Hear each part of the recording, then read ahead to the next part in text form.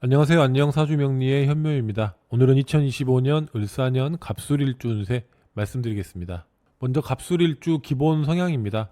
갑목은 독자적이고 즉흥적이면서 과감합니다. 더불어 결정적인 순간에 마음이 약해지기에 재물을 취하는 것과는 거리가 멀죠.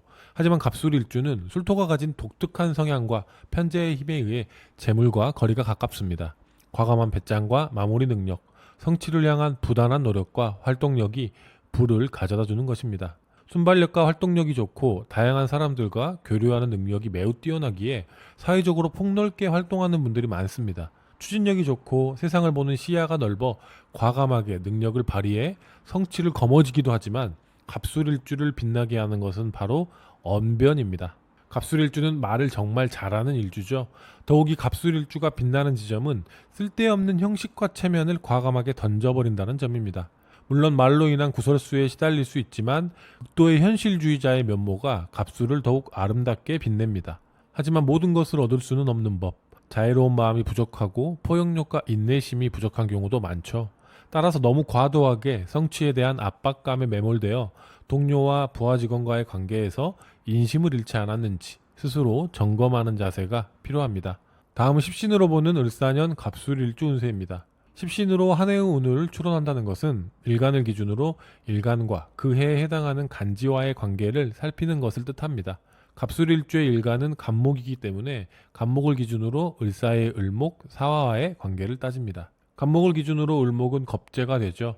겁재는 경쟁자, 또 다른 나의 모습, 숨겨진 내 안의 투쟁심을 의미합니다. 겁재가 운으로 들어온 시기에는 승부욕이 강해지고 이를 바탕으로 경쟁에서 큰 성취를 이루기도 합니다. 하지만 수단과 방법을 가리지 않는 욕심이 생기기도 하니 주의가 필요합니다. 그리고 운으로 들어온 겁재는 인연을 의미하기도 합니다.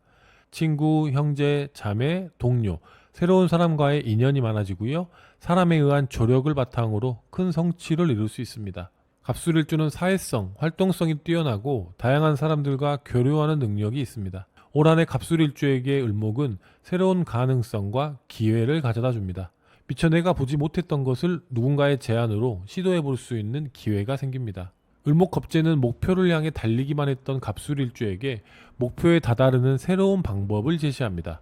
을목의 도움을 받아 그동안 해왔던 일을 다른 방식으로 시도해 볼 수 있고 생각만 해왔던 일을 새롭게 제안받을 수도 있습니다. 타인과의 협업이 중요해지는 시기인데 이때 중요한 것은 사람과의 관계성입니다. 갑술일주는 주체성이 강하고 주도권을 가지려는 성향이 강하지만 양간인 갑목은 음간인 을목을 부드럽게 포용할 수 있습니다. 사람들과 함께할 때 넉넉한 마음을 가지고 타인의 의견에 귀 기울이는 리더십을 발휘한다면 올해 큰 성취를 이뤄내실 수 있으실 것입니다. 갑목을 기준으로 사화는 식신이 됩니다.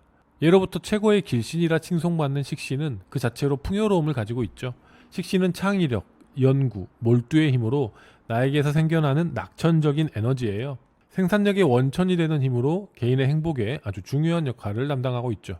그리고 식신은 안정적인 의식주를 영위할 수 있는 여유와 작은 집단에서 음식을 나누고 소소하게 대화하는 소확행의 태도도 의미하죠. 또는 활동력과 의지박약, 게으름도 모두 식신의 특징이에요. 식신이 운으로 오는 시기에는 사람들과의 관계가 많아져서 동아리 활동이나 소규모 친교가 활발해지고 이로 인한 감수성이 풍부해지기도 합니다. 갑술일주는 일지의 편재를 가지고 있어 다양성 속에서 기회를 포착하고 그 기회를 현실로 만들어내는 능력이 뛰어납니다. 부지런히 돌아다니며 자신의 재능을 펼치는 갑술일주에게 사화식신은 활동성을 증가시켜줍니다. 할 수 있다는 자신감이 생겨나고 특유의 집념에 활동성까지 더해지니 매우 바쁜 한 해가 될 것입니다. 사람들과의 관계가 많아져 같은 목적을 가진 모임에 초대되기도 하고요.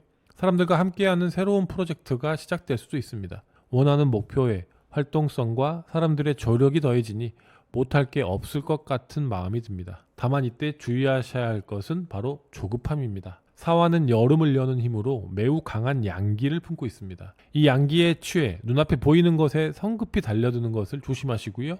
조급한 마음이 든다면 산책이나 명상을 통해 머릿속을 정리하시는 것 추천드립니다. 너무 조급하게 결과물에 집착하게 될 때 마음의 여유와 주변 사람들의 인심을 잃어버릴 수 있으므로 한 템포 늦춰서 상황을 점검하고 주변을 돌아보는 지혜를 발휘하시면 좋겠습니다. 성취에 앞서서 좋은 사람이 되는 것이 먼저다 라는 마음을 가지신다면 을사년은 매우 보람된 한 해로 기억될 것입니다.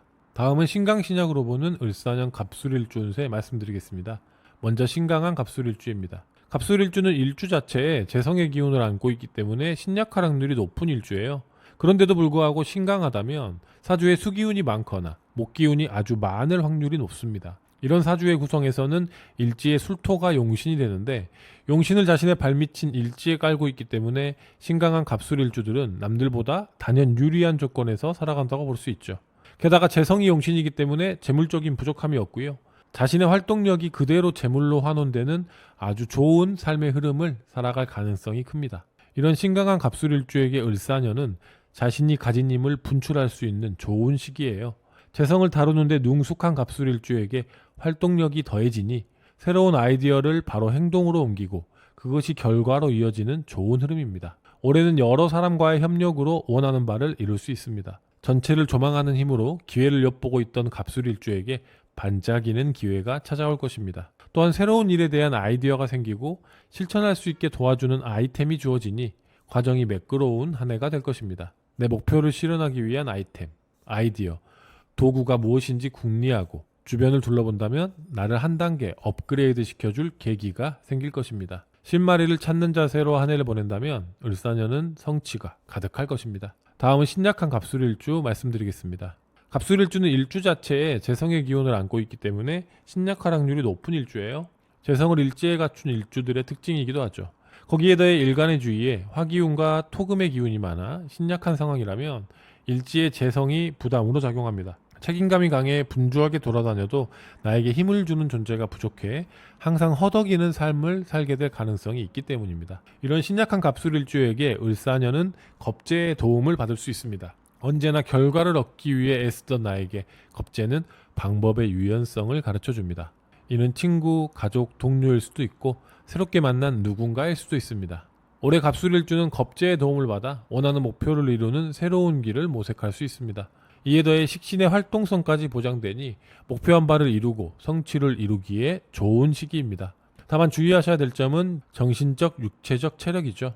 신약한 갑술일주는 자신의 체력을 갈아 넣어 목표를 이루는 것에 익숙합니다. 자신이 원하는 것에 매진하여 목표를 이루더라도 정작 자신은 소진되어 그 의미가 퇴색될 수 있음을 의미하기도 합니다. 이럴 때에는 항상 자신의 건강과 안위를 살피시고 고갈되지 않도록 정해진 시간에 자고 일어나기, 정신적 에너지를 보충할 독서, 명상 등을 시간을 내어서라도 하시는 것 추천드립니다. 나를 충분히 채울 때 더 큰 성취를 이뤄낼 수 있음을, 주변의 조력을 선뜻 받아들이고 수용하는 자세가 내 삶의 안정을 가져올 수 있음을 기억하신다면 을사년은 주변의 협력과 더불어 매우 큰 성취로 다가올 것입니다. 다음은 사주 유형별로 주의하셔야 될 시기 정리해드리겠습니다.